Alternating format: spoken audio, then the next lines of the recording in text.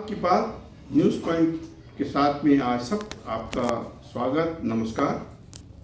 आज हम बात करते हैं अंकिता भंडारी हत्याकांड में जो कल 8 फरवरी को तमाम सामाजिक राजनीतिक संगठनों ने जो महापंचायत की कॉल रखी है कि वो महापंचायत स्पष्ट करती है कि जनता अंकिता भंडारी हत्याकांड में मुख्यमंत्री जी द्वारा, राज्य सरकार द्वारा जो सीबीआई जांच के आदेश किए गए हैं उससे संतुष्ट नहीं है। बिंदु है अच्छा अंकिता हत्याकांड में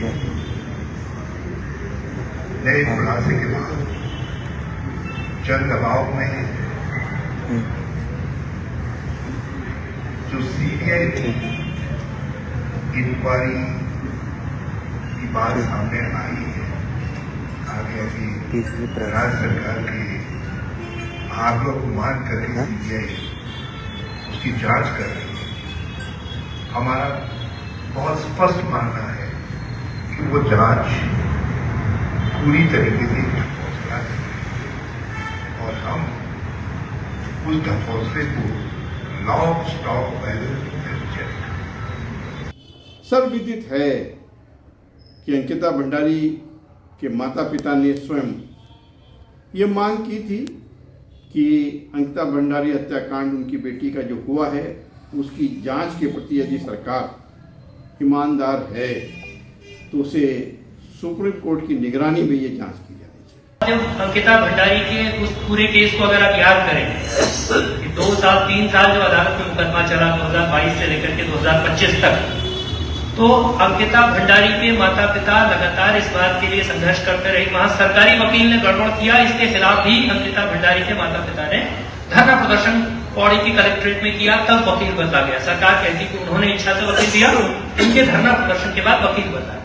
यहाँ और यही मांग तमाम सामाजिक संगठनों ने की है। तमाम राजनीतिक दल, कांग्रेस भी ये मांग निरंतर करती रही है कि यदि सीबीआई की जांच सरकार करा रही है तो वो सुप्रीम कोर्ट के सिटिंग जज की निगरानी में की जाए।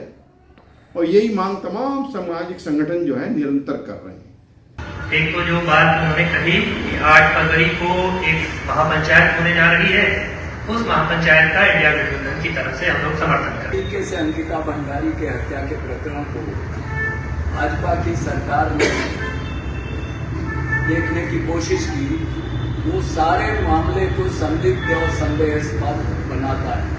और इसलिए हमें पूरा विश्वास है कि ये जो ड्रामा किया गया सीबीआई इंक्वायरी का, इससे कुछ नहीं निकलने वाला। इसलिए हमारी डिमांड ये थी कि सुप्रीम कोर्ट की निगरानी में सारी प्रक्रिया के संचालित किया जाए।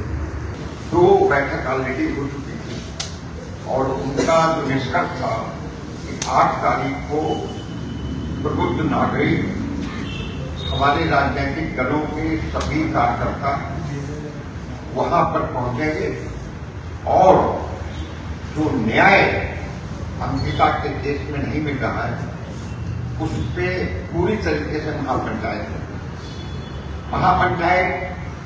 में जो एक मंच बना है उसमें उस दिन एक रेजोल्यूशन भी पास किया जाएगा। आखिर सरकार क्यों बचना चाहती है कि सुप्रीम कोर्ट के सिटिंग जज से की निगरानी में जांच न हो? यह भी विदित हो गया कि वीआईपी कौन है। उस वीआईपी के नाम को उजागर भी भाजपा के नेताओं ने किया है। भाजपा के पूर्व विधायक सुरेश राठौर हों, उनकी पत्नी उर्मिला सनावर हो, उन लोगों का जो वीडियो वायरल हुआ उसमें उस वीडियो को तमाम लोगों ने देखा और ये माना, यह विदित हुआ कि वीआईपी कौन है। तमाम राजनीतिक गलियारों में कहें या तमाम सोशल मीडिया में वीआईपी के रूप में लोगों ने पहचान दुष्यंत गौतम और अजय कुमार के रूप में की है। तो तमाम सामाजिक संगठन ये मान रहे हैं कि सरकार यदि सुप्रीम कोर्ट के सिटिंग जज की निगरानी में ये जांच नहीं कराना चाहती तो वो अपने सर्वविदित वीआईपी को बचाना चाहती है, सीबीआई जांच की दिशा को भटकाना चाहती है। इस बीच एक और जो मामला सामने आया है कि उसमें पद्मश्री अनिल जोशी जी ने FIR लिखाई, उनका लोकल स्टैंडिंग क्या है, इस पर भी सवाल उठे हैं। और इस सवालों के चपेट में अनिल जोशी के अपने क्रियाकलाप भी आ गए। उनका हैस्को भी उस क्रियाकलाप में आया कि अचानक अनिल जोशी का अंकिता भंडारी हत्याकांड में अवतरित होना और उनका सरकार के पक्षकार के रूप में विदित होना कई सवाल खड़े कर गया। और तमाम आंदोलन संगठनों ने ये माना है कि अनिल जोशी की कराई हुई जो FIR है वो जांच की दिशा को भटकाने के लिए है। वो कंप्लेनेंट का सवाल एक बड़ा सवाल है कि शिकायतकर्ता कौन होगा, इसका सवाल बड़ा सवाल है, क्योंकि कानून की भाषा में इसको कहते हैं कि भाई जो शिकायत कर रहा है उसका लोकस स्टैंडाई क्या है, यानी कि वो किस हैसियत से शिकायत कर रहा है, वो पीड़ित है, पीड़ितों का परिजन है, पक्षकार है, क्या है। तो उनका कोई लोकस स्टैंडाई इस केस में नहीं है और इसलिए जैसे ही मामला अदालत में ये सवाल पूछा जाएगा वैसे ही मामला धराशायी होगा। वो जो VIP सर्वविदित हुआ है उसको बचाने के लिए है और इसीलिए कल 8 फरवरी को तमाम राजनीतिक संगठन, तमाम सामाजिक संगठन मिलकर एक महापंचायत करने जा रहे हैं परेड ग्राउंड में। और उस महापंचायत में जो फैसले होंगे वो निश्चित रूप से हो सकता है कि सरकार के लिए कुछ कष्टदायक। दूसरा मेरा ये कहना है कि अपनी तमाम असफलताओं को छुपाने के लिए ये प्रदेश सरकार शर्मनाक और तरीके से प्रदेश के अंदर सांप्रदायिक ध्रुवीकरण और उन्माद फैलाने का प्रयास कर रही है। और ये घटना जो बताई गई है कोटद्वार की हो, मसूरी हो, पूरे प्रदेश में जिस तरीके से मुख्यमंत्री खुद सांप्रदायिक ध्रुवीकरण के एजेंडे के सबसे बड़े पैरोकार बनकर उभर कर सामने आए हैं। और ये अंतर्राष्ट्रीय एक एजेंसी ने ये कहा है कि जो घृणा की स्पीच बोलने में सर्वोच्च स्थिति में हमारे प्रदेश के मुख्यमंत्री। अब अभी देहरादून में, ऋषिकेश में, तमाम दूसरी जगह में खुलेआम जिस तरीके से हमारी बहनों की हत्याएं हुई, बेटियों की हत्याएं हुई और जिस तरीके से प्रदेश और का पुलिस और प्रशासन नाकारा दिखा है, उसमें मुख्यमंत्री का संरक्षण था। मेरा ये कहना है कि ये घटनाएं आइसोलेशन में देखने की जरूरत नहीं है।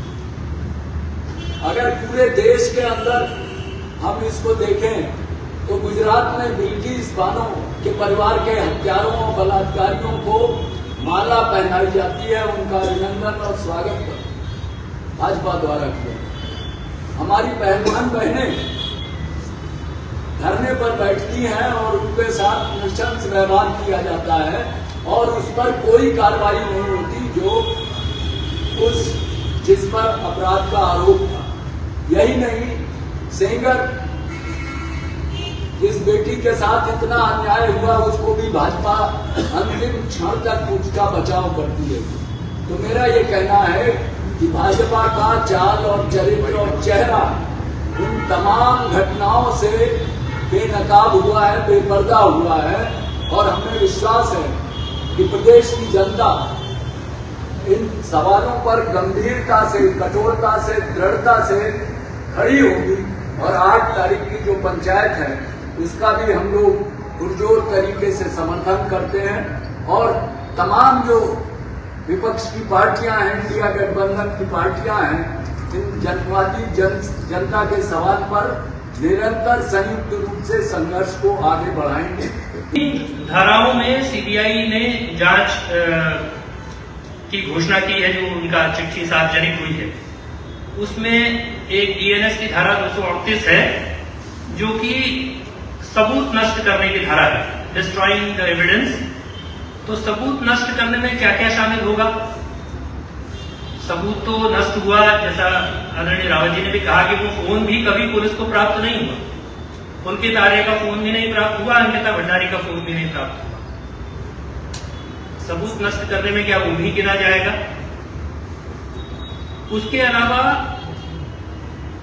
दूसरी धारा है 249 BNS 249 भारतीय न्याय संहिता की धारा, ये अपराधी को शरण देना या छुपाना।